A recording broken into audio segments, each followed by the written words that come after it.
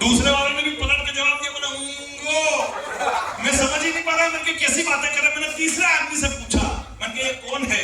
बोले ये दोनों डॉक्टर हैं। मैंने ये काहे के डॉक्टर हैं? बोले ये कैंसर के डॉक्टर हैं।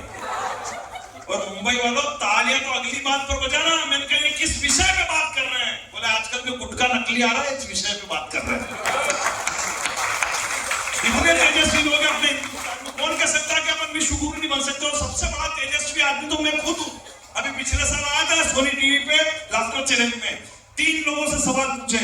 बोले लाफ्टर चैलेंज जीतने के लिए 5 करोड़ का इनाम है, क्या करोगे? पहले वाला बोला मैं 12 घंटे मेहनत करूंगा 1 महीने तक, रिजेक्ट भाग। फिर दूसरे से पूछा, बोले लाफ्टर चैलेंज जीतने के लिए 5 करोड़ का इनाम है, क्या करोगे? बोले मैं 18 घंटे मेहनत करूंगा 1 महीने तक, वो भी रिजेक्ट भाग। फिर मेरी बारी आई, बोले लाफ्टर चैलेंज जीतने के लिए 5 करोड़ का इनाम है, क्या करोगे? मैंने कहा 2.5 करोड़ आपके। बोले सिलेक्ट जाओ अंदर। बोला अपन तो इतने तेजस्वी, और हिंदुस्तान में मिश्रा जी सबसे ज्यादा तेजस्वी तो अपना हिंदुस्तान का मीडिया सबसे ज्यादा। मतलब पहली बार जब हिंदुस्तान में रफेल आया, पहली बार उस रफेल की भी इतनी तारीफ करी जितनी तो उस बनाने वाले को भी मालूम नहीं थी कि इसमें मैंने लगाया क्या क्या। सही करा, मैंने 2 घंटे लगातार अर्णव गोस्वामी को सुना। आर भारत के जो थे अर्णव गोस्वामी, मैंने 2 घंटे आर भारत अर्णव गोस्वामी को सुना। मेरे खुद के अंदर ऐसा रफेल आया कि घर के बाहर रखा हुआ एक्टिवा भी मेरे को रफेल जैसा नजर आने लग गया। और पड़ोस के शर्मा जी की शक्ल में तो मेरे को जिपिंग नजर आने लग गया। ये तो अच्छा, मेरी पत्नी ने मेरे को सब्जी लेने के लिए मार्केट भेज दिया, वरना मैंने तो चाइना पे अटैक करने का मूड बना लिया था। मगर इतने तेजस्वी लोग हैं हिंदुस्तान में, भांति भांति के तेजस्वी लोग, कौन कह सकता कि अपन विश्वगुरु नहीं बन सकते?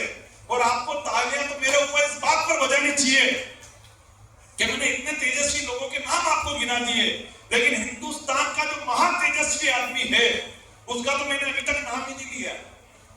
4 पंक्तियां पढ़ता हूं, अगर समझ जाए तो फिर आपकी तालियां देखना चाहता हूं कि वो कुतुब मीनार पर चढ़ के उसको भी झुका सकता है। वो कुतुब मीनार पर चढ़ के उसको भी झुका सकता है। अपनी ही फूंक से ट्रक का टायर भी फुला सकता है।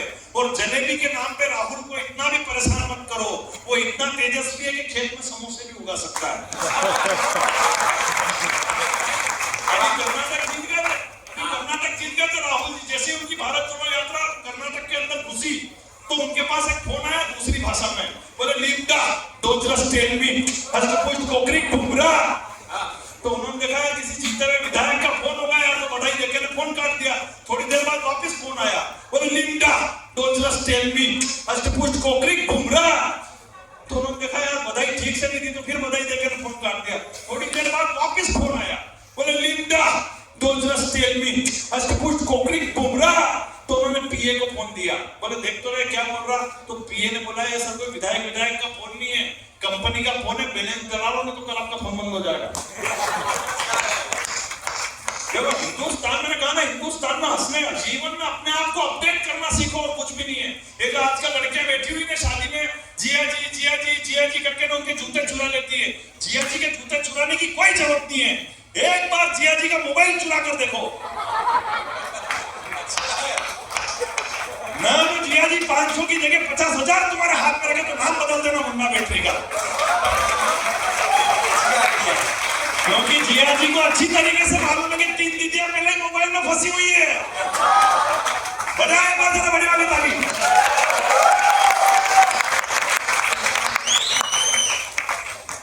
देखो इनको भी याद आया कि कुछ ना कुछ मैं भूल गया। मैं याद दिलाता रहता हूँ। देखो मैं जब भी आता हूँ बातें याद आ जाती है। बिल्कुल दूल्हा बनकर बैठते हैं ये एक दिन के लिए, ऐसा लगता है फूफा जी हो जैसे। जीवन में देखो अपडेट, मैंने कहा ना जीवन में अपडेट करना सीखो। ठीक है, आजकल ये नए कैमरा आ गए, तो ये कैमरा चल रहा है, एक कैमरा एक और आ गया आजकल को नया वाला, वो उड़ता रहता है। एक शादी का सीन मस्ती लेना, आपको नई बात से जोड़ता हूँ, जितना सुनाऊंगा आप बिल्कुल नया सुना के जाऊंगा, जो आप हो गया सब पूरा करके जाऊंगा, क्योंकि मैं ही हूँ, मेरे अलावा आज आपके पास कोई ऑप्शन भी नहीं है। सही कह रहा। ठीक है, एक शादी का सीन, वो ड्रोन कैमरा पूरे शादी को कैच कर रहा है, इधर से लेके इधर तक, इधर से लेके इधर तक, इधर ऊपर। आजकल टीवी स्क्रीन चलती, बड़ी बड़ी शादियां होती है। वो दुल्हन दुल्हन को माला पहना रहा, दुल्हन दूल्हे को माला पहना रही, इधर बच्चे लौट रहे, उधर केटरर्स वाले खाना खिला रहे। एक शादी का सब शादी में वो ड्रोन कैमरा पूरे सीन को कैच कर रहा। शादी में जो सबसे खतरनाक आदमी होता है वो होता है फूफा जी, सबसे खतरनाक आदमी। उनके दिमाग में खुरापाती चल रही होती है कि ऐसा क्या करूं कि शादी में मेरा भी नाम हो जाए। वो पहुंचे उस ड्रोन कैमरे वाले के पास, बात बहुत बारीक समझ जाओ तो मुझे ले लेना।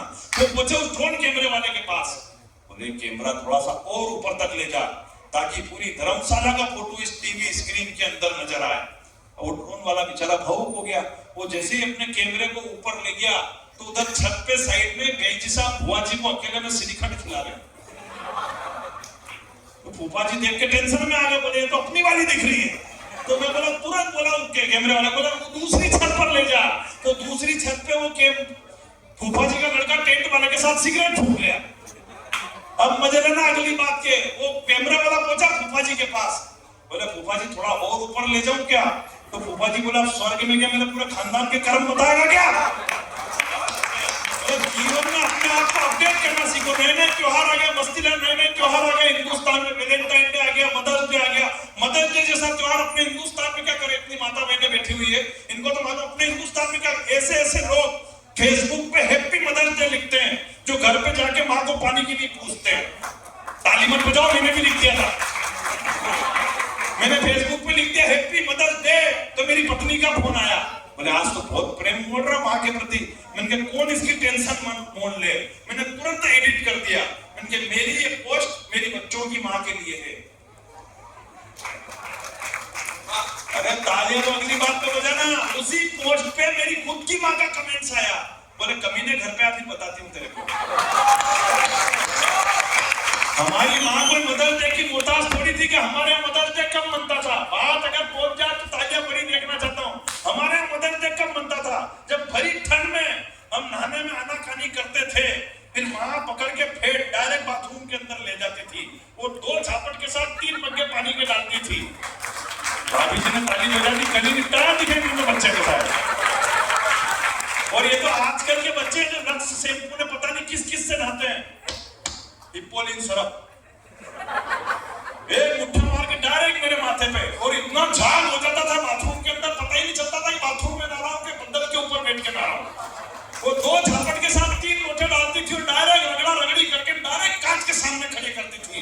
और जब उस कांच के अंदर में अपनी लाल चट्ट शक्ल देखता था, बस उस दिन मुझे लग जाता था कि आज मेरा मदर्स डे बन गया।